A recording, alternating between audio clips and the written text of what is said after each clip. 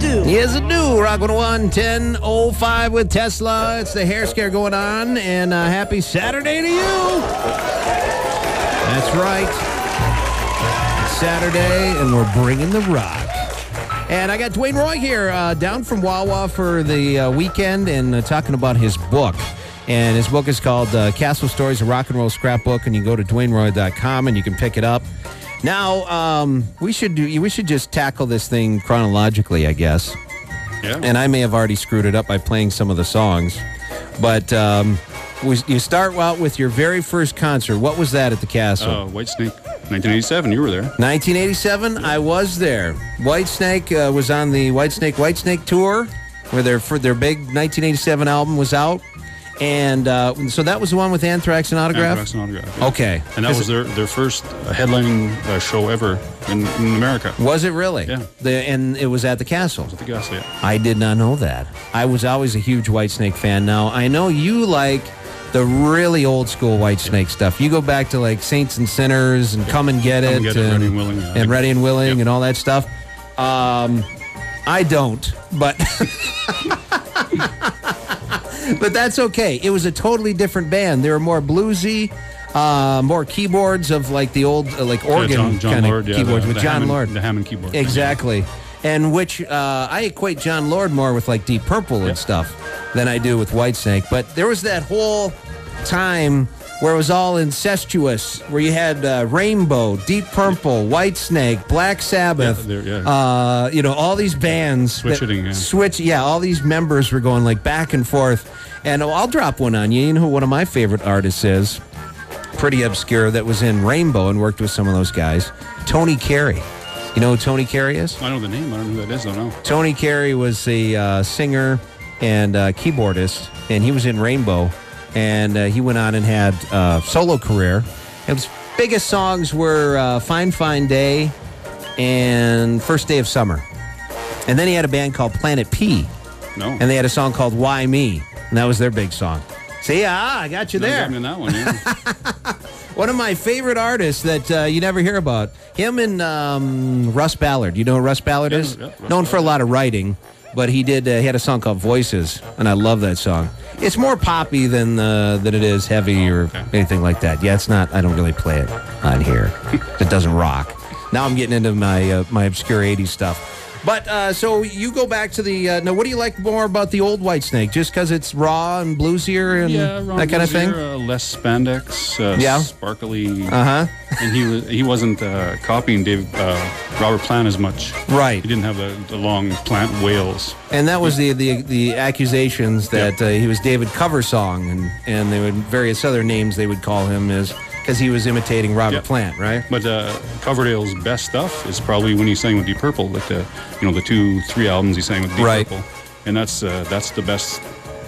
Might be sacrilege. That's the best Deep Purple, in my opinion, also. So, you're saying better than Ian Gillan and all that, yeah? Wow. Just throwing the mantle down, saying that's it. Coverdale's the man. There's no doubt about it. I love David. I have man love for David Coverdale. Yeah. Went and saw them last summer? I think it was this past summer. My memory is terrible when it comes to time and dates and things like that. So, down in Bay City, and it was great, man. I was right up front because it was a smaller venue. It was they were touring with Judas Priest, and they did an off show, and I got to see Whitesnake and David Coverdale. Little raspier, not so much in the soaring high vocals. Because you're on the road and it takes a lot out of you, and he's not a spring chicken. No. Exactly. No. But boy, did he sound great. I mean, just awesome. the feeling and the sound. Of course, you got Reb Beach on the guitar, who's been with Alice Cooper and Winger and Dawkins, I think. Dawkins and he can wail. He knows great. Doug Aldrich. Yep. Who's been with Dio and a bunch of other people. So, it was great. And Tommy Aldrich had just left, though. I didn't get to see him, but I've seen him on drums many other times before. He's incredible. Oh, so now we'll go back to the Whitesnake show. Let's talk about the show. That was your first one, Anthrax, Autograph, and Whitesnake. Yep.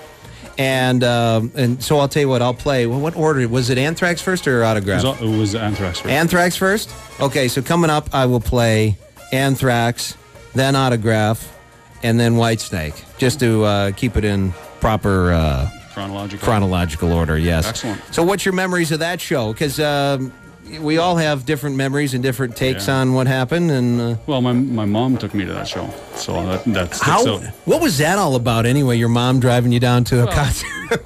I know you were young. We were only young, and But how cool is that your mom was willing to do that? Yeah, we didn't go to the concert. Like that would have been. Oh, okay, that would have been too much. Yeah. She dropped us off. Whatever. She dropped us off. The story goes in the book, whatever, that she dropped us off at like about 1 o'clock in the afternoon because we wanted to meet Anthrax, because we're big Anthrax fans. Okay. We had the skater shorts and the whole Scott Nutty thing going or whatever. Right. And a little cheesy. Did you have a little goatee type thing, the little strip there, the landing strip. Right.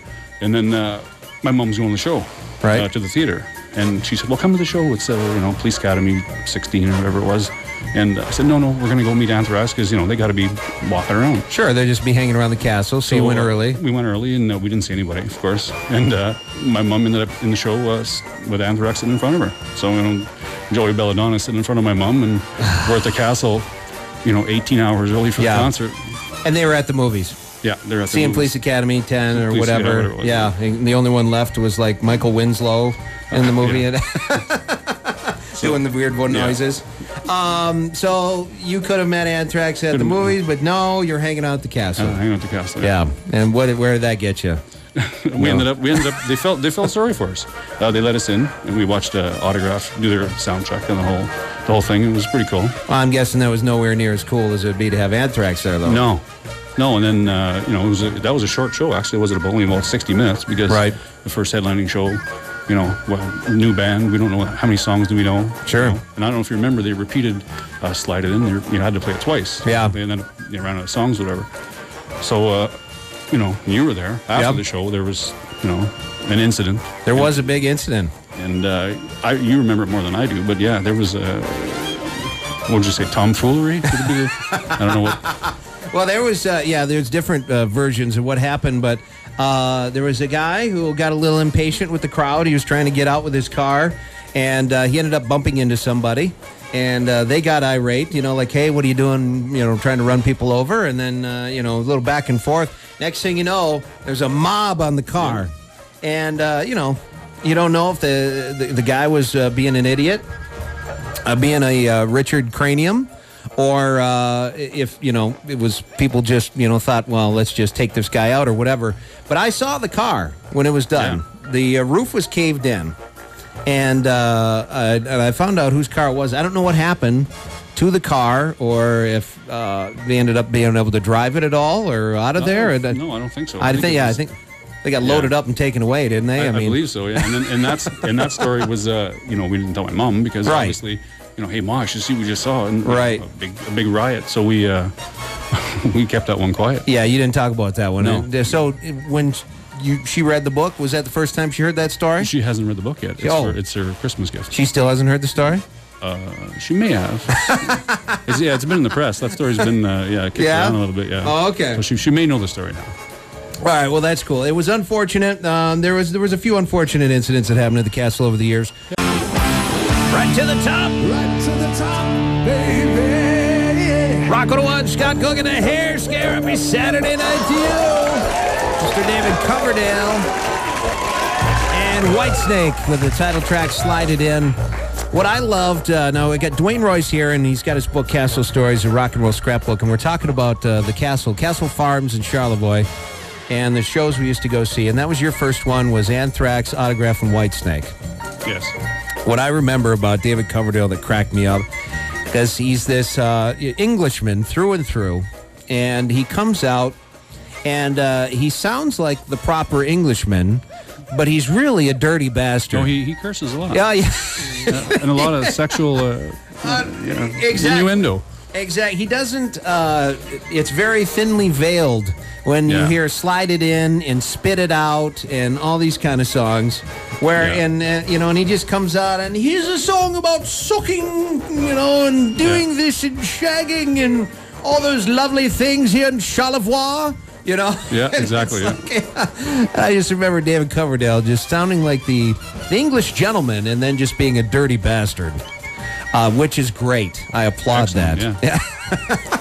Well, the perverted comments sound better with an English accent. Exactly. That's what it is.